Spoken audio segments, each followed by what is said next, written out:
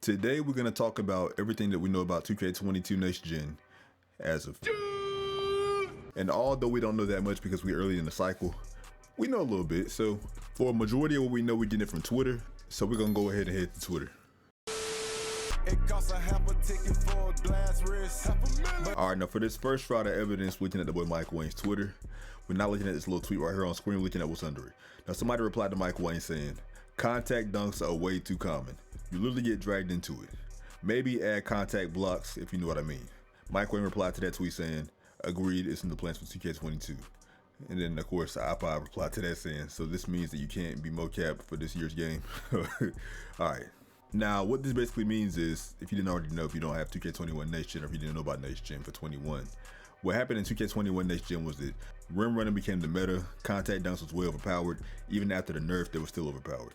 So, when you try to get blocks off contact dunks, you wouldn't get them as much as you should have, even after the nerf, because Mike Wayne said in the nerf that blocks was more dependent on contact dunks rather than interior defense, which made no sense to me. It should have been both, but I mean, that's whatever, neither here nor there. So for 2K22, this means that Mike Wayne plans on implementing contact blocks to negate contact dunks being overpowered, because they couldn't fix it for this year, even though they tried to, and they messed up, so that's why it is the way it is. That means this whole problem with, the contact dunks and rim running should be gone for 22 Next Gen, if they actually do what Mike Wayne said they're gonna do for this right here. So that's good news so far. Type shit, just the type shit, it's wrong. Now the second thing that we know about 2K22 has to do with shot aiming, because not too long ago back in April, Mike Wayne asked us with a poll, do you want shot aiming in 2K22? Now majority of the community said no, and some said yes. Now for the people that said yes, I don't know what's wrong with y'all, I don't know what's going through y'all head, because if you didn't already know, the reason why Zen was in the game is because shot aiming was in the game.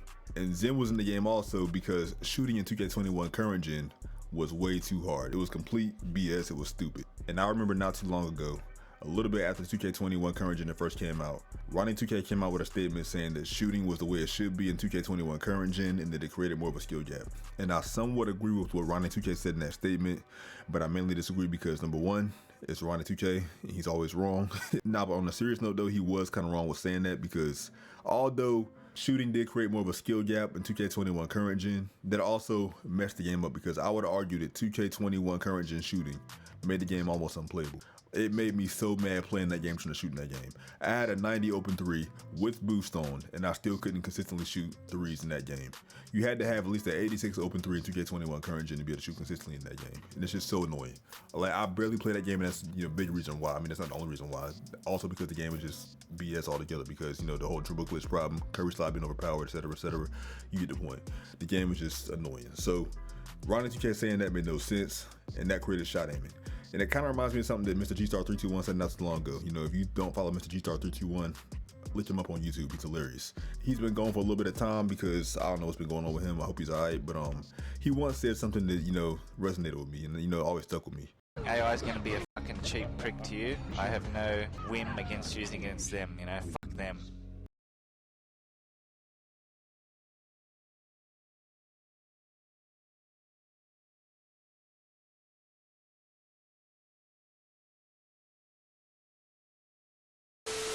People getting Zens was countering BS with BS. You know what I'm saying? Like, the software for 2K21 current gen was BS with the shooting.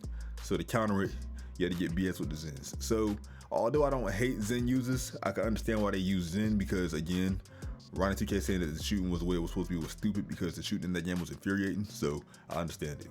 Now the last thing that we know about 2K22 that's coming out is that they're going to be releasing 2 different games again, which is going to make the games trash. Because we saw what happened with 2K21 current and next gen, and that's going to be a problem again. Now honestly, I'm all for them releasing 2 different games, because I understand now everybody has the Xbox Series X and PS5.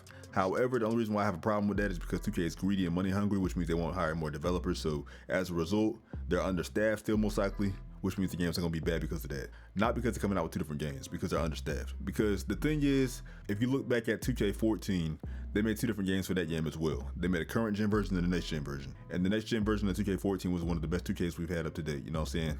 Along with 2K16 and 19 in my opinion. So I'm not saying that 2 different 2Ks of the same game is a bad practice in general. I'm just saying it's a bad idea because they're understaffed. Because again, 2K is money hungry. They don't care about hiring more devs to actually make the game better. They'd rather just be understaffed than, put out a game that looks like it's been made in like 2 weeks. I'm not, I take it back. I'm not gonna completely fault 2K because I understand that game development can be difficult.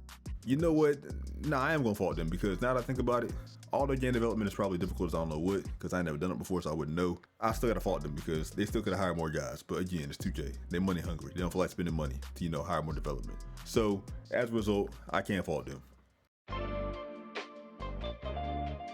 Now that's all the confirmed stuff we know so far. Now the unconfirmed stuff that we're probably gonna know next for 2K22 is gonna be probably number 1, the cover athletes first, the soundtrack second, number 3, some trailers and all that stuff, etc., etc. Get the point. Now the cover athletes for 2K22 current gen is probably gonna come out around, I want to say June the 30th.